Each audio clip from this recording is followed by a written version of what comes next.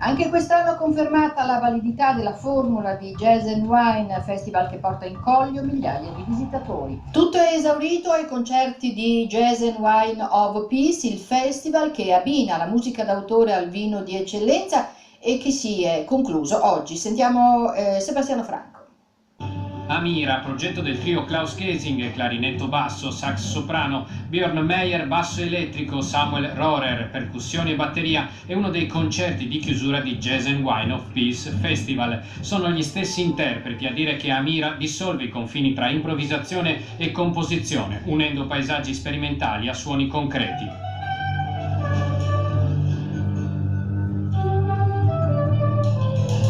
La 19ª edizione del festival ha fatto risuonare le cantine, le dimore storiche e le abbazie del Coglio fra Italia e Slovenia con le migliori firme del jazz mondiale. L'incontro delle eccellenze fra le scelte artistiche e quelle vitivinicole del territorio conferma il successo della rassegna vissuta come un'esperienza da gustare con la mente e con il palato per i moltissimi visitatori italiani e stranieri. Sempre tutto esaurito per i 18 concerti di quest'anno del festival, che ha portato stelle internazionali del calibro di Jan Garbarek, sassofonista norvegese, la chitarra di Bill Frisell, Dave Holland, bassista fra gli alti di Miles Davis e infine la stella cubana del jazz, il pianista Gonzalo Rubalcaba.